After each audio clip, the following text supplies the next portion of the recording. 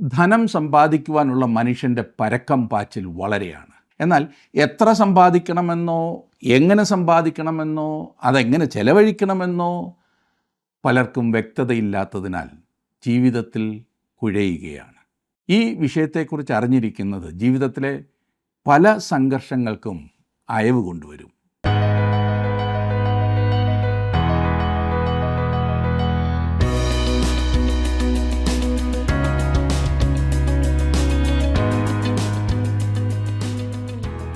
ജിയോസനസിൻ്റെ പ്രേക്ഷകർക്ക് ഞങ്ങളുടെ സ്നേഹവന്ദനം. സഭയ്ക്കുള്ളിൽ പാപം ആര് ചെയ്താലും മുഴുസഭയെയും ബാധിക്കുന്ന വിഷയമാകയാൽ വളരെ ഗൗരവമായി കൈകാര്യം ചെയ്യുവാനാണ് തിരുവചനം കൽപ്പിക്കുന്നത്. ഉടനടി പാപത്തിന് ശിക്ഷ വിധിച്ചില്ലെങ്കിലും ഒരു പാപത്തെയും ദൈവം കണ്ണടച്ചു വിടുകയില്ല എന്ന് നമ്മൾ തിരിച്ചറിയേണ്ടതുണ്ട്. 1 തിമോത്തിയോസ് 5 അധ്യായത്തിൻ്റെ 19 മുതൽ 6 അധ്യായത്തിൻ്റെ 22 വരെയുള്ള വാക്യങ്ങളാണ് ഇന്ന് നമ്മൾ കാണുവാൻ പോകുന്നത്.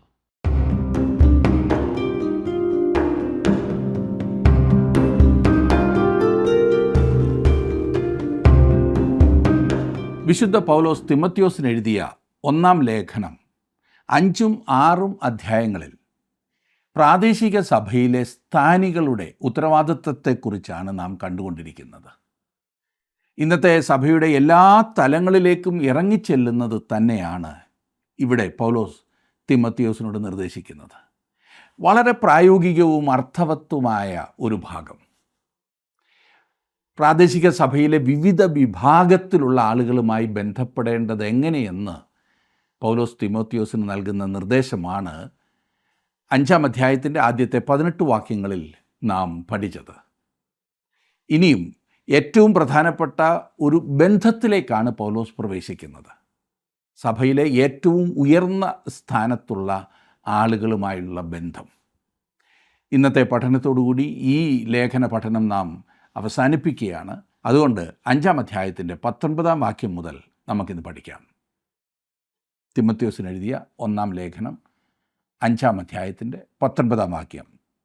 2-3 സാക്ഷികൾ മുഖേനയല്ലാതെ ഒരു മൂപ്പൻ്റെ നേരെ അന്യായം എടുക്കരുത്. മൂപ്പന്മാരുടെ ശമ്പളത്തെക്കുറിച്ച് പറഞ്ഞിട്ട് പൗലോസ് മൂപ്പനെ തിരുത്തുന്നതിനെക്കുറിച്ച് പറയുന്നു. 2-3 സാക്ഷികൾ മുഖേനയല്ലാതെ ഒരു മൂപ്പൻ്റെ നേരെ അന്യായം എടുക്കരുത്. ഈ മാതൃക പിന്തുടർന്നാൽ ഇന്നത്തെ നമ്മുടെ സഭകളിലെ വലിയ പങ്ക് ഏഷണിയും തെറ്റിദ്ധാരണകളും വഴക്കും ഒക്കെ പരിഹരിക്കാമായിരുന്നില്ലേ? പൗലോസ് പറയുന്നത് ഒരു സഭയിലെ ശുശ്രൂഷകനും ഓരോ അംഗവും ആരെങ്കിലും വന്ന് ശുശ്രൂഷകനെക്കുറിച്ചോ സഭയിലെ ഉത്തരവാദിത്തപ്പെട്ടവരെക്കുറിച്ചോ എന്തെങ്കിലും കുറ്റം പറഞ്ഞാൽ അത് ശ്രദ്ധിക്കരുതെന്ന്. സാക്ഷികളുടെ മുൻപാകെ തങ്ങളുടെ ആരോപണം തെളിയിക്കുവാൻ ആളുകൾക്ക് കഴിയണം. പ്രധാനപ്പെട്ട കാര്യം എന്തെന്നാൽ താങ്കൾ സംസാരിക്കുന്നതിന് മുൻപ് വസ്തുത അതിൻ്റെ നിജസ്ഥിതിയിൽ തന്നെ നാം അറിയണം. വസ്തുത അറിയാമെങ്കിൽ അവിടെയും ഇവിടെയും പറഞ്ഞ് നടക്കാതെ ശരിയായ ആളിൻ്റെ അടുത്ത് ചെന്ന് പ്രശ്നം പരിഹരിക്കുകയാണ് വേണ്ടത്. ഏതൊരു ആരോപണവും ഒന്നിലധികം സാക്ഷികളുടെ മുൻപാകെയാണ് നൽകേണ്ടത്. 20 വാക്യത്തിൽ നാം വായിക്കുന്നത്, പാപം ചെയ്യുന്നവരെ ശേഷമുള്ളവർക്കും ഭയത്തിനായി എല്ലാവരും കേൾക്കെ ശാസിക്കുക. സഭയിലെ ഒരു ശുശ്രൂഷകൻ പാപം ചെയ്തു എന്നുള്ള വസ്തുത തെളിയിക്കപ്പെട്ടു എങ്കിൽ അയാളെ ശാസിക്കണം. ഇവിടെ ഉയർന്നു വരാവുന്ന ഒരു ചോദ്യം ഈ ശാസന പരസ്യമായിട്ട് വേണോ എന്നുള്ളതാണ്. എൻ്റെ വ്യക്തിപരമായ അഭിപ്രായം പറഞ്ഞാൽ ഒരു സഭയിലെ അംഗം പാപം ചെയ്യുകയും അത് സഭയെ മൊത്തത്തിൽ ബാധിക്കാത്തതായി ഇരിക്കുകയും ചെയ്യുമ്പോൾ അത് പരസ്യമായി കൊണ്ടുവരാതിരിക്കണം എന്നത്രേ. അത് പൊതുയോഗത്തിൽ ഏറ്റുപറയുകയും ചെയ്യരുത്. എന്നാൽ സഭയിലെ സ്ഥാനികളിൽ ഒരാൾ പാപം ചെയ്യുമ്പോൾ അത് സഭയെ ബാധിക്കുന്നതാകയാൽ ആ വ്യക്തിയുടെ പേര് പരസ്യമായി കൊണ്ടുവരേണ്ടതാണ്. അയാളെ അംഗത്വത്തിൽ നിന്നും മാറ്റുന്നതും അനുയോജ്യമാണ്. സഭയിലെ നേതാക്കന്മാരുടെ പാപത്തിൽ വലിയ നാശം സഭയ്ക്ക് വരാവുന്നതാണ്. ഇങ്ങനെ ഇതിനെ കൈകാര്യം ചെയ്യണമെന്ന് പൗലോസ് പറയുന്നത് വളരെ കൃത്യമായിട്ടാണ്. ഇനി 21 വാക്യത്തിലേക്ക് വരുമ്പോൾ, നീ പക്ഷമായി ഒന്നും ചെയ്യാതെ കണ്ട് സിദ്ധാന്തം കൂടാതെ ഇവ പ്രമാണിച്ചു കൊള്ളണം എന്ന് ഞാൻ ദൈവത്തെയും ക്രിസ്തുയേശുവിനെയും ശ്രേഷ്ഠ ദൂതന്മാരെയും സാക്ഷിയാക്കി നിന്നോട് കൽപ്പിക്കുന്നു. സഭയിൽ എല്ലാവരെയും തിമോത്തിയോസ് ഒരുപോലെ കാണുകയും അവരോട് ഇടപെടുകയും ചെയ്യണമായിരുന്നു. സഭയിലുള്ള ഒരു സ്ഥാനി വലിയ പണക്കാരനും സഭാ ശുശ്രൂഷകനോട് വളരെ അടുത്ത് ഇടപെടുന്നവനുമായിരിക്കും. ആ ധനികനായ മനുഷ്യൻ സഭയിലെ ശുശ്രൂഷകന് എന്തെങ്കിലുമൊക്കെ സാമ്പത്തിക സഹായം ചെയ്തു എന്ന് വന്നേക്കാം. അങ്ങനെ ഒരാൾ തൻ്റെ സഭയിലെ അംഗമായതിൽ ശുശ്രൂഷകൻ ചിലപ്പോൾ വീമ്പിളക്കിയെന്നും വന്നേക്കാം. ആ മനുഷ്യൻ ഏതെങ്കിലും തെറ്റ് ചെയ്തു എന്ന് തെളിഞ്ഞാൽ തന്നെ അയാൾക്കെതിരെ നടപടിയെടുക്കുവാൻ ശുശ്രൂഷകൻ സമ്മതിച്ചെന്ന് വരില്ല. അങ്ങനെ ആരോടെങ്കിലും പക്ഷം ചേരുന്നത് ഒരു ശുശ്രൂഷകനും ചേരുന്ന പ്രവൃത്തിയല്ല. അത് സഭയെ നശിപ്പിക്കും. പൗലോസ് പറയുന്നത് സഭയിൽ പക്ഷാഭേദം കാണിക്കരുതെന്നാണ്. ഇന്ന് അനേകം സഭകളിലും അച്ചടക്ക നടപടി എടുക്കുവാൻ കഴിയാത്തതിന് കാരണം നേതാക്കന്മാർ തെറ്റ് ചെയ്യുന്ന വ്യക്തിക്ക് എന്തെങ്കിലും വിധത്തിൽ അടിമപ്പെട്ടിരിക്കുന്നു എന്നതാണ്. നമ്മൾ പറയാറുണ്ടല്ലോ, ഉണ്ട വായിക്ക് നന്ദി കാണിക്കാത്തവൻ ആ വിളി കേൾക്കുവാൻ ശുശ്രൂഷകന്മാർ ആഗ്രഹിക്കുന്നില്ല അത്രമാത്രം. അതുകൊണ്ട് തന്നെ പലരും പല അംഗങ്ങളുടെയും അടിമകളായി കഴിയുന്നു എന്നത് വളരെ പരിതാപകരമാണ്. 22-ാം വാക്യത്തിൽ നാം വായിക്കുന്നത്, യാതൊരുത്തിൻ്റെ മേലും വേഗത്തിൽ കൈവയ്ക്കരുത്, അന്യന്മാരുടെ പാപങ്ങളിൽ ഓഹരിക്കാരനാകുകയുമരുത്, നിന്നെ തന്നെ നിർമ്മലനായി കാത്തുകൊള്ളുക. മൂപ്പന്മാരെ കൈവെപ്പിനാൽ ആക്കി എന്ന് 4-ാം അധ്യായത്തിൻ്റെ 14-ാം വാക്യത്തിൽ നാം വായിച്ചു. കൈവെപ്പ് ശുശ്രൂഷയിലെ പങ്കാളിത്തത്തെയാണ് കുറിക്കുന്നതെന്നും നാം അവിടെ കാണുകയുണ്ടായി. ഇവിടുത്തെ ചിന്ത ഇത് വേഗത്തിൽ ചെയ്യരുത് എന്നാണ്. ആളെ അറിഞ്ഞ് മാത്രമേ ശുശ്രൂഷയ്ക്കാക്കാവൂ എന്നാണ് ഇവിടെ ഉദ്ദേശിച്ചത്. പുതിയ ശിഷ്യനും ആകരുതെന്ന് നേരത്തെ കണ്ടതാണല്ലോ. ഒരു പുതിയ ശിഷ്യൻ ദൈവവചനത്തിൽ അടിയുറയ്ക്കുന്നതിന് മുൻപ് അയാളെ ശുശ്രൂഷകനാക്കുന്നു എങ്കിൽ, പ്രത്യേകിച്ചും വചനം പഠിപ്പിക്കുവാനാക്കുന്നു എങ്കിൽ, അയാൾ പഠിപ്പിക്കുന്നത് മിക്കവാറും എന്തെങ്കിലുമൊക്കെ വിചിത്രമായ ദൈവശാസ്ത്രമായിരിക്കും. സഭ എന്നാൽ സ്ത്രീ പുരുഷന്മാരെ ദൈവവചനം പഠിപ്പിച്ച് അവരെ വിശ്വാസത്തിൽ വളർത്തുന്ന സ്ഥലമായിരിക്കേണ്ടതുണ്ട്. അതിനു പകരം ഇന്ന് കാണുന്നത് എന്തെല്ലാം തമാശകളാണല്ലേ. വചനം അറിയാൻ പാടില്ലാത്ത കുറേ പേർ കാണിക്കുന്ന കോക്കാമ്പീച്ചികളാണ് സഭകളിൽ കൂടുതലും. വചനം പഠിക്കുവാൻ സമയമില്ലല്ലോ. ദൈവവചനത്തിൽ അടിസ്ഥാനപ്പെട്ട പഠിപ്പീരുകളായിരിക്കണം നാം എപ്പോഴും സഭയിൽ കാണേണ്ടത്. ഇന്ന് പറ്റുന്ന പരാജയം ആത്മീയ പക്വതയുടെ പരീക്ഷണമായി ഏതെങ്കിലും വിധത്തിലുള്ള അനുഭവങ്ങളെ നാം വ്യാഖ്യാനിക്കാറുണ്ട്. ഇന്നാരെ സഭയുടെ ചുമതല ഏൽപ്പിക്കുക തന്നെ ചെയ്യാം. എന്തെല്ലാം ദർശനങ്ങളാണ് ഓരോ ദിവസവും ആൾ കാണുന്നതെന്നറിയാമോ? സുഹൃത്തെ, ഇങ്ങനെ പറയുമ്പോൾ ഇത് കാളയുടെ മുൻപിൽ വണ്ടി കെട്ടുന്ന പരിപാടിയാണ്. ദൈവവചനമാണ് ഒരാളെ പരീക്ഷിക്കുവാനുള്ള പരീക്ഷണശാല, അല്ലാതെ അയാളുടെ അനുഭവങ്ങളും അയാളുടെ ദർശനങ്ങളും ഒന്നുമല്ല. അനുഭവങ്ങളും അതിൻ്റെ വെളിച്ചത്തിൽ വേണം പരീക്ഷിക്കേണ്ടത്. ദൈവവചനമായ ബൈബിളിൽ പറഞ്ഞിരിക്കുന്നതിനോട് യോജിക്കാത്ത ഒരു അനുഭവം ഒരിക്കലും ദൈവത്തിൽ നിന്നുമല്ല എന്ന് മറക്കരുത്. ഉദാഹരണത്തിന്, ഇന്നാരെ ഉപദ്രവിക്കുവാൻ ദൈവം എന്നോട് പറഞ്ഞു എന്ന് പറഞ്ഞാൽ അതൊരിക്കലും ദൈവവചനത്തിന് യോജിക്കുന്നതല്ലാണോ? അങ്ങനെ പറഞ്ഞത് ദൈവമല്ല, പിശാച് തന്നെയാണ്. എഫെസോസ് പ്രദേശത്ത് വളരെയേറെ പുതിയ ശിഷ്യന്മാർ ഉണ്ടായിരുന്നു. അവർക്കൊക്കെ വചനം ആവശ്യമായിരുന്നു. അവർ പഠിക്കേണ്ടതുണ്ടായിരുന്നു. ഉപദേഷ്ടാക്കന്മാരെ തിരഞ്ഞെടുക്കുകയും അവരെ ദൈവവചനം പഠിപ്പിക്കുകയും ചെയ്യുന്നത് തിമോത്തിയോസിൻ്റെ ഗൗരവമേറിയ ഉത്തരവാദിത്വമായിരുന്നു. അന്യന്മാരുടെ പാപങ്ങളിൽ ഓഹരിക്കാരനാകുകയുമരുത് എന്ന് നാം വായിച്ചു. നിന്നെ തന്നെ നിർമ്മലനായി കാത്തുകൊള്ളുക. വേറൊരു വിധത്തിൽ പറഞ്ഞാൽ, തിമോത്തിയോസേ, അനുരഞ്ജനപ്പെട്ടുള്ള വേല വേണ്ട, വിട്ടുവീഴ്ചയ്ക്ക് തയ്യാറാകരുത്. ആരുടെയെങ്കിലും നിർബന്ധത്തിന് വഴങ്ങി ഒരു പുതു ശിഷ്യനെ നേതൃസ്ഥാനത്തേക്ക് കൊണ്ടുവരരുത്. അങ്ങനെ ചെയ്യുന്ന പക്ഷം നീ പാപത്തിന് കൂട്ടാളിയാകുകയാണ്. ശുശ്രൂഷകന്മാർ ദൈവവചനത്തിൽ അടിയുറച്ചവരാകുന്നു എന്നുറപ്പാക്കുക. പൗലോസ് പറയുന്നത്, നീ ആരെയെങ്കിലും ശുശ്രൂഷയ്ക്കാക്കുമ്പോൾ നിൻ്റെ ലക്ഷ്യം തികച്ചും നിർമ്മലമായിരിക്കണം. യാതൊരുവിധ സമ്മർദ്ദത്താലും ആരെയും ആക്കരുത്. ഇന്ന് സഭകളിലെ ശുശ്രൂഷകൾക്ക് ആക്കുന്നവർ പലവിധ സമ്മർദ്ദങ്ങളാൽ എടുപിടിയുന്നാക്കുന്നതിനാൽ എന്തെല്ലാം ബുദ്ധിമുട്ടുകളാണ് നാം അനുഭവിക്കുന്നത്. തിമത്തിയോസിന് അങ്ങനെ ഒരു അവസ്ഥ ഉണ്ടാകുവാൻ ഇടയാകരുത് എന്ന് പൗലോസ് അവനെ ഉപദേശിക്കുന്നു. 23-ാം വാക്യത്തിൽ നാം കാണുന്നത്, മേലാൽ വെള്ളം മാത്രം കുടിക്കാതെ നിന്റെ അജീർണതയും കൂടെയുള്ള ക്ഷീണതയും നിമിത്തം അല്പം വീഞ്ഞും സേവിച്ചു കൊള്ളുക. ഇത് വായിക്കുമ്പോൾ ഞാൻ തന്നെ ചിരിക്കാറുണ്ട്. ഇത്രയേറെ ദുർവ്യാഖ്യാനം ചെയ്തിട്ടുള്ള മറ്റൊരു വാക്യം വേറെ ഉണ്ടോ എന്ന് തോന്നുന്നില്ല. ഇവിടെ വീഞ്ഞ് പാനീയമായിട്ടല്ല മരുന്നായിട്ടാണ് ഉപയോഗിക്കുന്നതിനെക്കുറിച്ച് പൗലോസ് പറഞ്ഞിരിക്കുന്നത്. അത് വ്യക്തമാണ്. തിമത്തിയോസിൻ്റെ ആരോഗ്യത്തെക്കുറിച്ച് പൗലോസ് അസാധാരണമായ ഒരു കുറിപ്പാണ് ഇവിടെ ചേർക്കുന്നത്. തന്നെ നിർമ്മലതയിൽ സൂക്ഷിക്കുവാൻ പൗലോസ് തിമത്തിയോസിനോട് പറഞ്ഞു കഴിഞ്ഞതേ ഉള്ളൂ. എന്നാൽ തൻ്റെ ആരോഗ്യത്തെ ഗൗനിക്കരുതെന്ന് അതിനർത്ഥമില്ല. എഫെസോസിലെ ദുരുപദേഷ്ടാക്കന്മാരും സന്യാസം അനുഷ്ഠിക്കുന്നവരും ആരോഗ്യത്തിന് വില കൽപ്പിച്ചിരുന്നില്ല. ഈ ദുരുപദേഷ്ടാക്കന്മാർ അവകാശപ്പെട്ടതുപോലെ ഒരു വ്യക്തിയുടെ ശരീരം ഒരിക്കലും ദുഷ്ടതയല്ല. ശരീരത്തിന് അതിൻ്റേതായ ആവശ്യങ്ങളുണ്ട്. തീമത്തിയോസ് അവൻ്റെ ശരീരം ശ്രദ്ധിക്കേണ്ടതുണ്ടായിരുന്നു. അവൻ്റെ ആരോഗ്യം പലപ്പോഴും ബാധിക്കപ്പെട്ടിരുന്നു. അവൻ പലപ്പോഴും രോഗിയായി തീർന്നു. അവൻ്റെ ശരീരത്തിന് ആവശ്യമായ ശ്രദ്ധ നൽകണം. ഓരോ ദൈവപൈതലും ശരീരത്തെ വളരെയേറെ ശ്രദ്ധിക്കേണ്ടതുണ്ട്.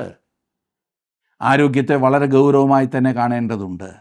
വ്യായാമം, ഭക്ഷണക്രമം, മരുന്നുകൾ, അങ്ങനെ വേണ്ടതെല്ലാം അതിൻ്റേതായ അളവിൽ നാം ഉപയോഗിക്കണം. അത് ദൈവം നമ്മെക്കുറിച്ച് ആഗ്രഹിക്കുന്ന കാര്യമാണ്. നമ്മുടെ ശരീരം ദൈവത്തിൻ്റെ ദാനമാണ്. നിത്യതയുടെ ഈ വശത്ത് നമുക്ക് ലഭിച്ചിരിക്കുന്ന ഒരേ ഒരു ശരീരം ഇത് മാത്രമാണ്. അതുകൊണ്ട് ഇത് വളരെ വിശ്വസ്തയോടുകൂടെ നാം നോക്കേണ്ടതുണ്ട്. 24-ാം വാക്യത്തിൽ നാം വായിക്കുന്നു, ചില മനുഷ്യരുടെ പാപങ്ങൾ വിസ്താരത്തിന് മുമ്പേ തന്നെ വെളിവായിരിക്കുന്നു, ചിലരുടെ പാപങ്ങളോ ക്രമേണയത്രേ. ഒരു ക്രിസ്തു വിശ്വാസിയുടെ പാപത്തെ ചിലപ്പോൾ ദൈവം ഇപ്പോൾ തന്നെ ന്യായം വിധിച്ചു എന്ന് വന്നേക്കാം. എന്നാൽ അവൻ ഉടനെ ന്യായം വിധിച്ചില്ല എങ്കിൽ അവർ ന്യായം വിധിക്കപ്പെടില്ല എന്നതിനർത്ഥമില്ല. ദൈവം പാപത്തിനുള്ള ശിക്ഷ നൽകുക തന്നെ ചെയ്യും. അല്പം താമസിച്ചാലും അത് കിട്ടാതെ പോകുകയില്ല. പൗലോസ് ഇത് കൊരിന്തിലെ സഭയ്ക്ക് എഴുതുകയുണ്ടായി. അവിടെ ചിലർ കർത്തൃമേശ ശരിയായ വിധത്തിലല്ലായിരുന്നു കൊണ്ടിരുന്നത്.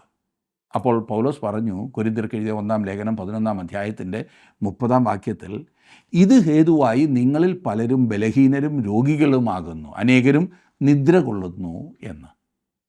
പൗലോസ് പറഞ്ഞത്, ചിലർ ദൈവത്തിങ്കൽ നിന്നും ശിക്ഷ വാങ്ങിക്കഴിഞ്ഞു, ചിലർ രോഗികളാണ്, വേറെ ചിലർ ദൈവത്തിൻ്റെ ശിക്ഷയായി മരിച്ചു കഴിഞ്ഞു. അതേ അധ്യായത്തിൻ്റെ അടുത്ത വാക്യത്തിൽ, അതായത് 31-ാം വാക്യത്തിൽ പൗലോസ് പറയുന്നു, നാം നമ്മെ തന്നെ വിധിച്ചാൽ വിധിക്കപ്പെടുകയില്ല. ഒരു ക്രിസ്തു വിശ്വാസി പാപം ചെയ്യുമ്പോൾ അവന് സ്വയം വിധിക്കാവുന്നതാണ്. തൻ്റെ പാപത്തെക്കുറിച്ച് ദുഃഖം തോന്നുന്നു എങ്കിൽ ആ അനുഭവം അല്ല ഇവിടെ ഉദ്ദേശിച്ചത്. അവൻ അതിനെ കൈകാര്യം ചെയ്യേണ്ടതുണ്ട്. ദുഃഖിച്ചാൽ മാത്രം പോരാ. അവൻ്റെ പാപം ആരെയെങ്കിലും മുറിവേൽപ്പിച്ചു എങ്കിൽ അത് അവൻ നേരെയാക്കണം. അവൻ ആ പാപത്തിൽ നിന്നും പിന്തിരിയണം. അവൻ അങ്ങനെ ചെയ്യാത്ത പക്ഷം അവനെ തന്നെ ന്യായം വിധിക്കുന്നില്ല. പൗലോസ് കൊരിന്ത്യരോട് തുടർന്ന് പറയുന്നത്, വിധിക്കപ്പെടുന്നു എങ്കിലോ നാം ലോകത്തോടുകൂടെ ശിക്ഷാവിധിയിൽ അകപ്പെടാതിരിക്കേണ്ടതിന് കർത്താവ് നമ്മെ ബാലശിക്ഷ കഴിക്കുകയാകുന്നു. ലോകം ഈ പാപങ്ങൾ ചെയ്യുന്നു, ദൈവം ലോകത്തെ ശിക്ഷിക്കുന്നു. ഒരു ദൈവപൈതലും അതിൽ നിന്ന് രക്ഷപ്പെടാമെന്ന് കരുതരുത്. ഒന്നുകിൽ താങ്കളെ ന്യായം വിധിക്കണം, അതല്ല എങ്കിൽ ദൈവം താങ്കളെ ന്യായം വിധിക്കും. താങ്കൾ ന്യായം വിധിച്ചാൽ കാര്യം ക്രമീകരിക്കപ്പെട്ടു, അതല്ല എങ്കിൽ ദൈവം ശിക്ഷിക്കും. ചിലപ്പോൾ ആ ശിക്ഷ ഇപ്പോൾ ഇവിടെ ലഭിച്ചെന്ന് വന്നേക്കാം. അതല്ല എങ്കിൽ താങ്കൾ ക്രിസ്തുവിൻ്റെ ന്യായാസനത്തിനു മുൻപിൽ വരുമ്പോൾ ന്യായം വിധിക്കപ്പെടും. 25-ാം വാക്യത്തിൽ നാം വായിക്കുന്നത്, സൽപ്രവൃത്തികളും അങ്ങനെ തന്നെ വെളിവാകുന്നു, വെളിവാകാത്തവയും മറഞ്ഞിരിക്കുകയില്ല. അതേ പ്രമാണമാകുന്നു സൽപ്രവൃത്തികളുടെ കാര്യത്തിലും പൗലോസ് പറയുന്നത്. ഒരു വിശ്വാസി ഇവിടെ ചെയ്ത ഏതെങ്കിലും കാര്യത്തിന് ദൈവം ചിലപ്പോൾ ഇവിടെ തന്നെ പ്രതിഫലം കൊടുത്തു എന്ന് വന്നേക്കാം. മറ്റുള്ളവർ എല്ലാവർക്കും പങ്കുവെക്കുന്ന ആ നാൾ വരെ കാത്തിരിക്കേണ്ടതായി വരും. ഇനി നാം 6-ാം അധ്യായത്തിലേക്ക് പ്രവേശിക്കുകയാണ്. ഈ അധ്യായത്തിൽ സഭയിലെ സ്ഥാനികളുടെ ഉത്തരവാദിത്വത്തെക്കുറിച്ചുള്ള നിർദ്ദേശങ്ങൾ തുടരുന്നതാണ് നാം കാണുന്നത്. 6-ാം അധ്യായത്തിൻ്റെ ആദ്യത്തെ 2 വാക്യങ്ങൾ ഞാൻ വായിക്കാം. നുഖത്തിൻ കീഴിൽ ദാസന്മാരായിരിക്കുന്നവരൊക്കെയും ദൈവനാമവും ഉപദേശവും ദുഷിക്കപ്പെടാതിരിപ്പാൻ തങ്ങളുടെ യജമാനന്മാരെ സകല മാനത്തിനും യോഗ്യന്മാർ എന്ന് എണ്ണേണ്ടതാകുന്നു. വിശ്വാസികളായ യജമാനന്മാരുള്ളവർ അവരെ സഹോദരന്മാർ എന്ന് വെച്ച് അലക്ഷ്യമാക്കരുത്. തങ്ങളെക്കൊണ്ടുള്ള ഉപകാരം അനുഭവിക്കുന്നവർ വിശ്വാസികളും പ്രിയരുമാകൊണ്ട് അവരെ വിശേഷാൽ സേവിക്കുകയത്ര വേണ്ടത്. ഇത് നീ ഉപദേശിക്കുകയും പ്രബോധിപ്പിക്കുകയും ചെയ്യുക. ദാസന്മാർ എന്ന് പൗലോസ് ഇവിടെ പറയുമ്പോൾ അത് മുതലാളി തൊഴിലാളി ബന്ധത്തെക്കുറിച്ചാണ് സംസാരിക്കുന്നത്. ഒരു വിശ്വാസിയായ തൊഴിലാളി ആർക്കു വേണ്ടിയാണെങ്കിലും ഒരു മുഴുവൻ ദിവസത്തെ ജോലി എടുത്തിട്ട് വേണം അതിനുള്ള വേതനം വാങ്ങാൻ. 5 മണി വരെ പണിയെടുക്കുവാനാണ് സമ്മതിച്ചിട്ടുള്ളതെങ്കിൽ 5 മണി വരെ പണിയെടുക്കണം. അവിടെ യാതൊരു കളിപ്പീരും പാടില്ല. ഒരു ക്രിസ്തു വിശ്വാസിയായ തൊഴിലാളിക്ക് വിശ്വാസിയായ ഒരു മേലുദ്യോഗസ്ഥനുണ്ടെന്നിരിക്കട്ടെ, അവിടെ അവരുടെ ബന്ധം വ്യത്യസ്തമായ ഒരു അടിസ്ഥാനത്തിന്മേലായിരിക്കും. അത് മറ്റേതൊരു കോൺട്രാക്റ്റിനും മുകളിലുള്ള ബന്ധമായിരിക്കും. അവിടെ കൊടി പിടിക്കുന്നത് കൊണ്ടോ അതുപോലെ എന്തെങ്കിലും സമ്മർദ്ദം ചെലുത്തുന്നത് കൊണ്ടോ അല്ല ശമ്പളം ലഭിക്കുന്നത്. യൂണിയൻകാരെ പേടിച്ചല്ല അവിടെ ശമ്പളം കൊടുക്കുന്നതും. അതുപോലെ തന്നെ വിശ്വാസി ശമ്പളം ഓർത്തോ കോൺട്രാക്റ്റ് ഓർത്തോ അല്ല പണിയെടുക്കുന്നതും. ഇന്ന് ഈ തൊഴിലാളി മുതലാളി പ്രശ്നം രൂക്ഷമായി കാണുന്നതിന് കാരണം ഈ പ്രിയപ്പെട്ടവരുടെ ബന്ധം ഒരിക്കലും ദൈവമായിട്ട് ഒത്തുവന്നിട്ടില്ല. ഭൗതിക ചില ലാഭങ്ങളുടെ പുറത്ത് മാത്രമാണ് ഈ ബന്ധം. യാതൊരു സമരവുമില്ലാതെ തൊഴിലാളികൾ സന്തോഷത്തോടെ പണിയെടുക്കുന്ന അനേകം സ്ഥാപനങ്ങളുണ്ട് എന്നോർക്കണം. ക്രിസ്തീയത്വം വർക്ക്ഷോപ്പിൽ പോലും പ്രാവർത്തികമാണ്. അവിടെ അതിൻ്റെ കയ്യിൽ ഗ്രീസും കരിയോയിലും ഒക്കെ പുരളുന്നു. അത് ചെളിയിൽ ഇറങ്ങി പ്രവർത്തിക്കുന്നു. അതെ, കഠിന വേല ചെയ്യുന്നു. എത്ര വലിയ രൂപാന്തരമാണ് ദൈവത്തിൻ്റെ പരിശുദ്ധാത്മാവ് സമൂഹത്തിൽ ഉണ്ടാക്കുന്നത് എന്നറിയാമോ? ഇനിയും 3 മുതലുള്ള വാക്യങ്ങൾ 3 മുതൽ 5 വരെ ഞാൻ വായിക്കാം. നമ്മുടെ കർത്താവായ യേശു ക്രിസ്തുവിൻ്റെ പഥ്യവചനവും ഭക്തിക്കൊത്ത ഉപദേശവും അനുസരിക്കാതെ അന്യഥ ഉപദേശിക്കുന്നവൻ ഒന്നും തിരിച്ചറിയാതെ തർക്കത്തിൻ്റെയും വാഗ്വാദത്തിൻ്റെയും ഭ്രാന്ത് പിടിച്ച് ചീർത്തിരിക്കുന്നു. അവയാൽ അസൂയ, ശണ്ട, ദൂഷണം, ദുസംശയം, ദുർബുദ്ധികളും സത്യത്യാഗികളുമായ മനുഷ്യരുടെ വ്യർത്ഥവാദം എന്നിവ ഉളവാകുന്നു. അവർ ദൈവഭക്തി ആദായസൂത്രം എന്ന് വിചാരിക്കുന്നു. നിഗളികളായ ചില മനുഷ്യർ ശുശ്രൂഷയിലുണ്ട്. അവർ പ്രശ്നമുണ്ടാക്കുന്നു. നിഗളം എല്ലായ്പ്പോഴും പ്രശ്നമുണ്ടാക്കുന്നുണ്ടല്ലോ. അതൊരു ദൈവപൈതലിൽ ദോഷം മാത്രമേ ഉണ്ടാക്കൂ. നാം കൃപയാൽ രക്ഷിക്കപ്പെട്ട പാപികളാകുന്നു എന്നെപ്പോഴും നാം ഓർക്കണം. നിഗളം നിരന്തരമായുള്ള ഒരു അപകടമാകുന്നു. അനേകരും ശുശ്രൂഷയിൽ തകർന്നു പോയത് ഈ നിഗളം ഒന്നുകൊണ്ട് മാത്രമാണ്. എന്നെ ശ്രദ്ധിക്കുന്ന പ്രിയ സുഹൃത്തെ, ഓരോ ദൈവപൈതലും എത്രയും താഴ്മയായിരിക്കുവാൻ ആവശ്യമായ അനേകം കാര്യങ്ങളുണ്ട്. നമ്മുടെ പശ്ചാത്തലം വളരെ മോശമാണ്. ദൈവകൃപയാൽ രക്ഷിക്കപ്പെട്ട പാപികൾ മാത്രമാണ് നാം. പൗലോസ് തിമോത്തിയോസിന് ദുരുപദേഷ്ടാക്കന്മാരെക്കുറിച്ച് മറ്റൊരു മുന്നറിയിപ്പാണ് നൽകുന്നത്. ഈ ദുരുപദേഷ്ടാക്കന്മാരുടെ ദുഷിച്ച സ്വഭാവങ്ങളും പദ്ധതികളുമൊക്കെ പൊളിച്ചു കാണിച്ചതിന് ശേഷം പൗലോസ് പറഞ്ഞു, അവർ ദൈവഭക്തി ആദായസൂത്രം എന്ന് വിചാരിക്കുന്നു. ആദിമ നൂറ്റാണ്ടിൽ ഉണ്ടായിരുന്ന ഒരു ദുഷിച്ച പ്രവണത 100 മടങ്ങായി വർദ്ധിച്ചിരിക്കുന്ന ഒരു കാലത്താണ് നാം ഇന്ന് ജീവിക്കുന്നതെന്ന് മറക്കരുത്.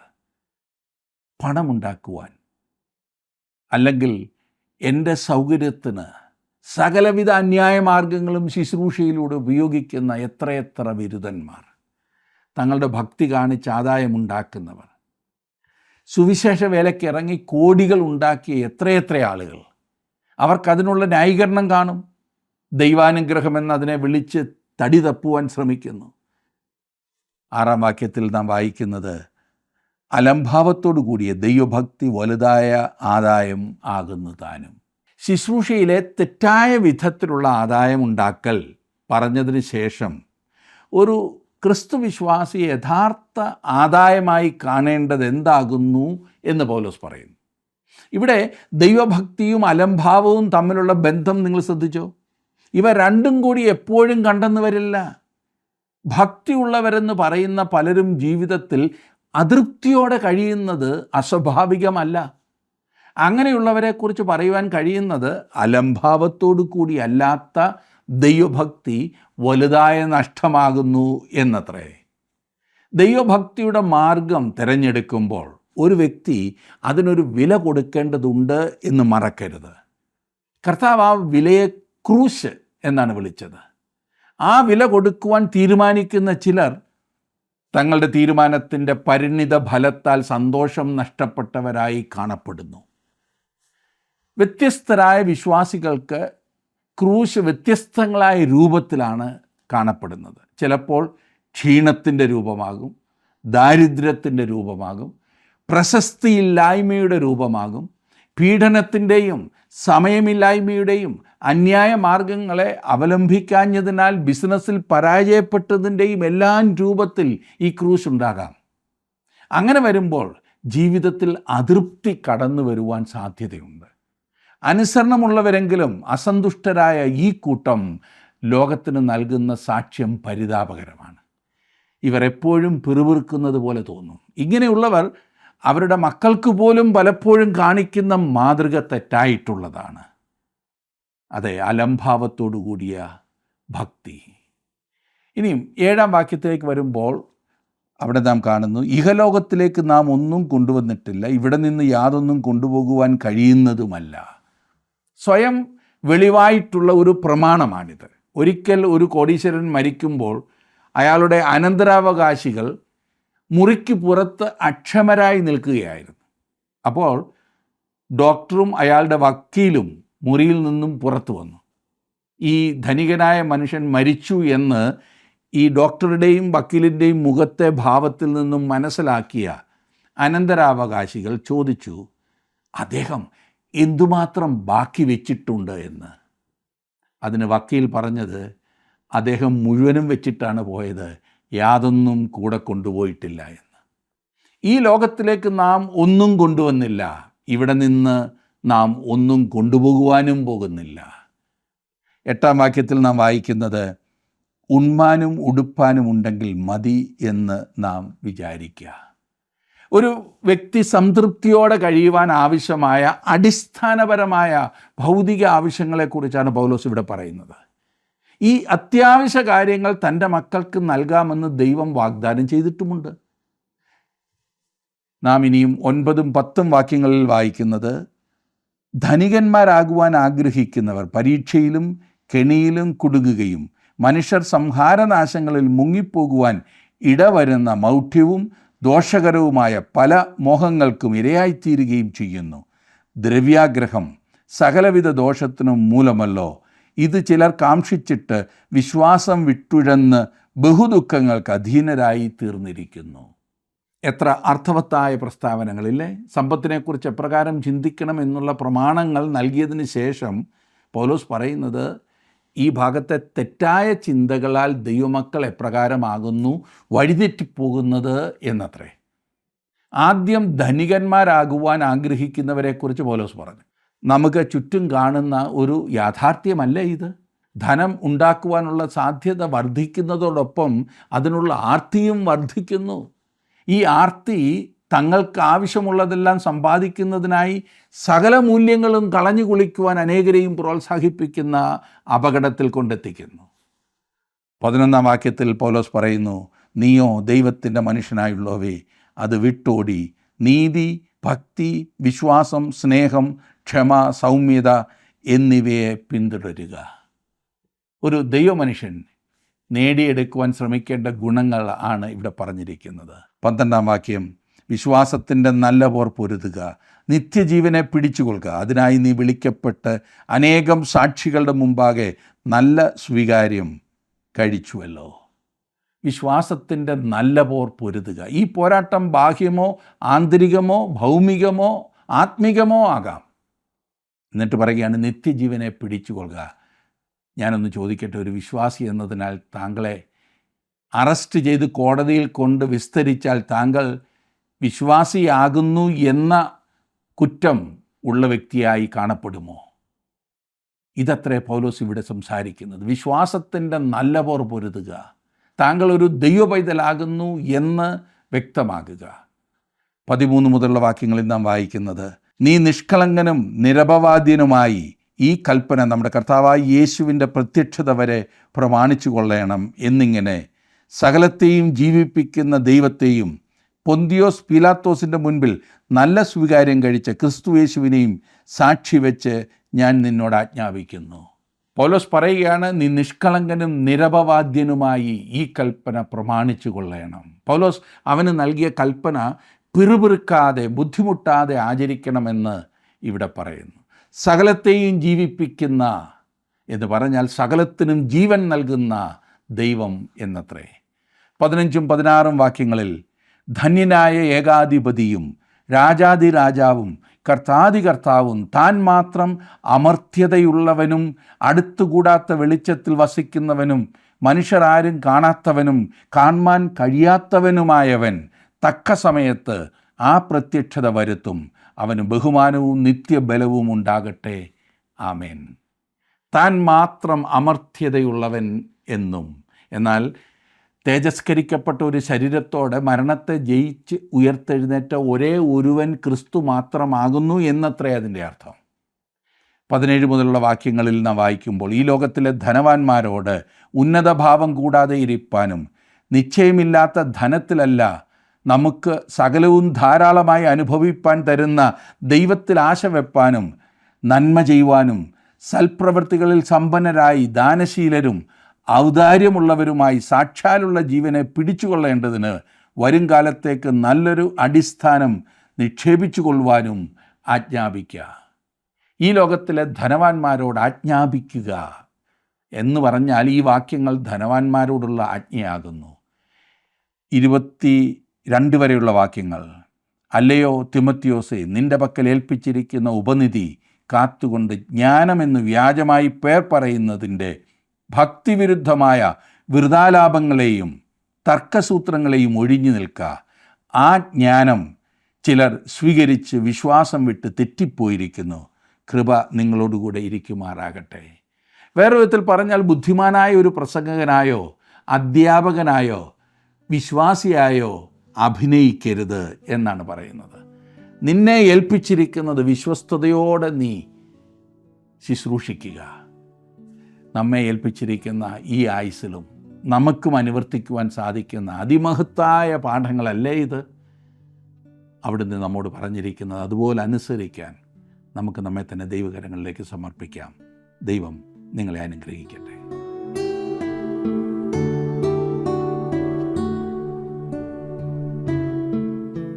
ദ്രവ്യാഗ്രഹം സകലവിധ ദോഷത്തിനും കാരണമാണെന്ന് പറയുമ്പോൾ വിശ്വാസ ജീവിതത്തെ തകർത്ത് കളയുവാൻ കഴിവുള്ള ഇത്രത്തോളം വലിയ മറ്റൊരു വിഷയമുണ്ടോ എന്ന് സംശയമാണ്. അനീതിയുടെ കൂലി കൊതിച്ച് ദൈവം തങ്ങൾക്ക് നൽകിയ ശുശ്രൂഷയും തങ്ങളുടെ നിത്യതയും നഷ്ടപ്പെടുത്തിയ അനേകരുടെ ചരിത്രം ബൈബിളിൽ രേഖപ്പെടുത്തിയിരിക്കുന്നത് ഒരു മുന്നറിയിപ്പാണ്.